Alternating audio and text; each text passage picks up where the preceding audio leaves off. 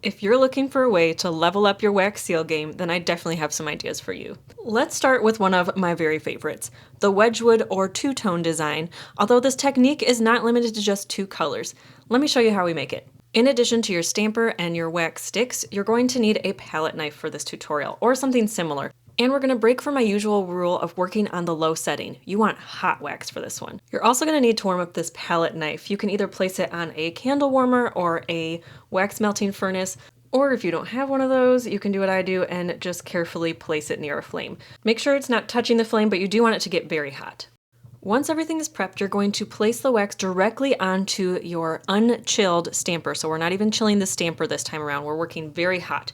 So please be careful not to burn yourself. And then you're going to take your hot palette knife and you're going to scrape everything off. The extra hot wax gives us a little bit more work time, and the hot palette knife helps to cut through the wax while not making it cool down as you're working on it.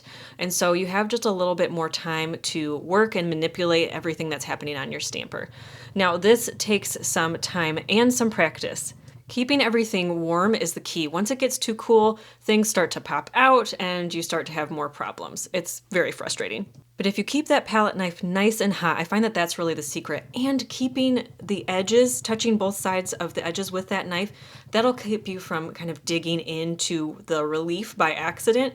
And if you have some smaller details that your knife just isn't catching, go ahead and scrape it out with your finger.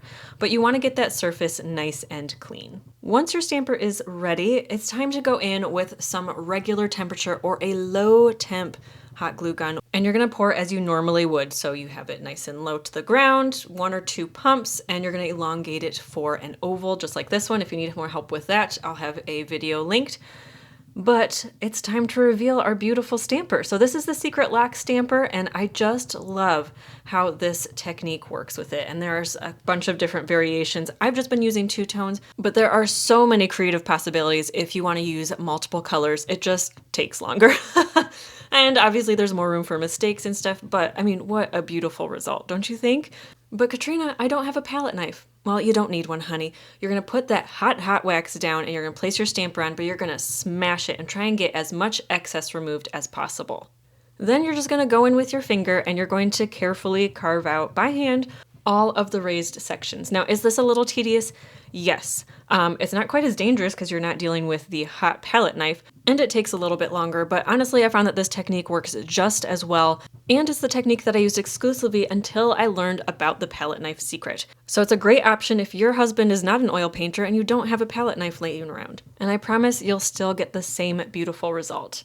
Doesn't this look straight out of Wedgwood? I love it. Now let's dive into our abstract watercolor designs. I love the potential for this style, and it's so easy. Now, there are a couple ways that you can do this. You can either warm up your wax sticks individually and then spread the hot wax onto your stamping mat in order to create kind of a streak of wax. But I found it's actually easier to just place your hot wax down and scrape it with a stamper. Your goal is to get kind of this thin run of wax. Now you're going to want to trim it down to size. You kind of have to eyeball it, but this one is definitely too big, even if I'm going to use a larger oval stamp. So you just need to trim it down to size so it'll fit and prepare your arrangement. Here I have 2 colors. Next, you're going to pour your wax for your stamper. And again, we're back to using our regular temperature. So it's hot, but it is a lower temperature. So we won't have any of those bubbles or any boiling. Then you're just going to place your wax streak right on top. And again, you saw that I trimmed it down because it was still a little bit too long. You have a little bit of time to fuss with this, but you do want to be ready to go. As soon as it's on, you can already see how it's melting. You're going to place your wax stamper just as you always would and wait for it to cool. Once the wax is no longer moving as you wiggle the stamper, it's time to peel it off and reveal your beautiful design. How beautiful is that? We've got the white for the swan and the blue for the water, but it's just a little bit more abstract. I'm going to show you this again because I just think it's so magical. So we did a darker color as the base last time. This time we're doing our buttercream color, which, as you're probably already figuring out, is one of my very favorites. And we're using the dusty blue and the sequoia over top of it. Now I'm placing down my forget-me-not stamper, which I think that the placement of the wax will just be beautiful, the way it will flow with the bend and the curve of those flowers. And we end up with this beautiful result. Up next, we're going to look at our confetti wax seals. This one is just a party on a wax seal, am I right? This one is a great way to use up old wax seals, or if you just have some oops wax laying around. You're going to take those and you're going to chop them up into tiny little pieces, and I have found the smaller the better. I mean, wax seals aren't that big, so you want to get them real tiny. So then we're just going to proceed as normal. So you're going to have your melted wax, whether it's from a spoon or obviously I'm using a hot glue gun here. You're going to pour it down close to the surface, and then as soon as that is ready, you're going to place your confetti right on top. Now my main tip here is I like to take either some scissors or I'll honestly just use my finger and tap those pieces down. The farther in and the more melted they get, the better result overall, and you won't have kind of some weird wrinkles, and your edge will be more even overall. And once everything is cooled, you're ready to reveal the result. And some of those areas that have kind of the wrinkled, that's from any shavings that didn't melt completely, so that's why we tap it in. This allows the flakes to melt fully, and again, you want to do it kind of all the way around because anything that's on the edge will also end up having kind of that irregularity. Now, personally, I kind of like the irregularity. I think it adds to the character of a wax seal, but if you want that perfectly rounded wax seal, I'll have some tips linked for you in the description. Now let's explore a way to take our wax seals to fine art. The first thing we're going to do is we're going to take some printed artwork, whether it is a notepad like I'm using right now with some of my own printed artwork on it, or some other printed art that you have, and you're going to trace around it, or you're going to use a 1-inch crafter's hole punch to get that nice shape. If you are cutting out yourself, make sure that you cut just within that pencil line so that A, it doesn't show up, and it's the correct size.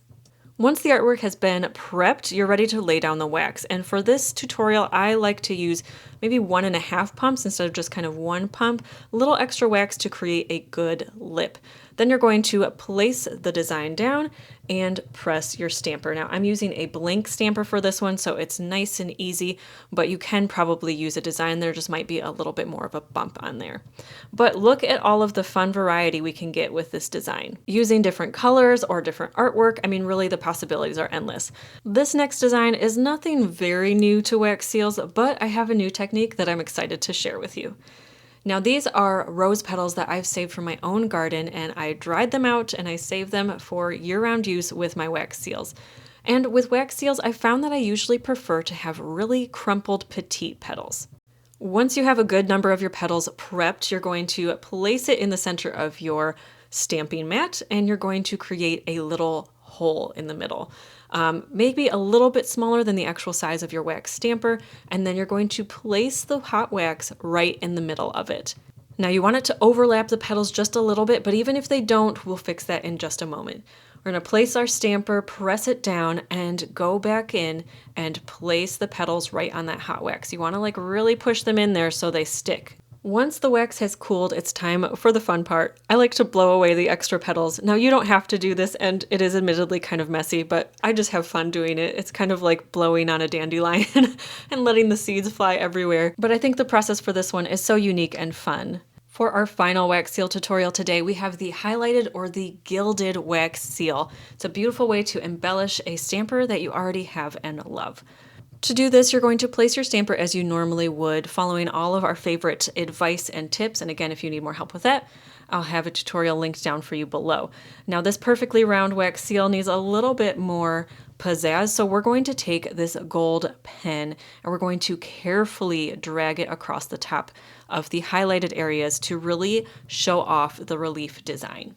Now, the paint that I used in a previous creative wax seal tutorial video is no longer available, so I have been hunting high and low for something that I liked just as much, and this Deco Color pen is great. It's an oil-based pen. I find that it works really well. It is very inky, so you really want to dab it off, but look at how beautiful these different highlights are. I mean, just stunning. It really brings out some of the character of these wax seals.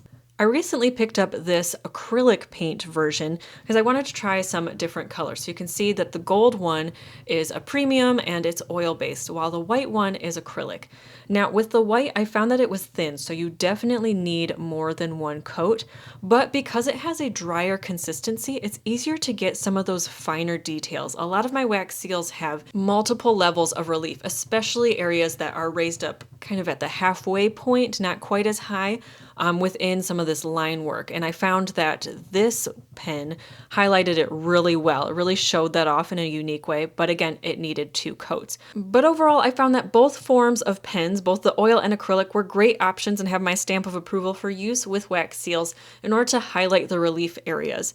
Now, before I leave you today, I wanted to make sure that you knew how to use some of these pre-made wax seals. Because obviously, if you stamp it on a mat like I did, it's not going to stick to your envelope. What you need are these double-sided stickers. Now, I like the version from Artisire, and I have not found one that I like as well. I've scoured Amazon, I've checked everywhere. And so far, these are the thinnest, but the strongest that I have been able to find. Now, you do want to massage it onto your stamper really well to make sure it's stuck on there. But the game changer, again, is that thin profile. You don't want your placed wax seal to have any more of a lip than it naturally creates. If there's, some depth added because of the double-sided sticker, it could get caught in the machine if you try to send it through the mail and cause problems that way. As I close this tutorial out, I hope that you enjoyed it and that you found it helpful and inspiring. I'd love to know in the comment section down below which style was your favorite. Don't forget to subscribe, and I will see you in our next video. Until then, happy stamping!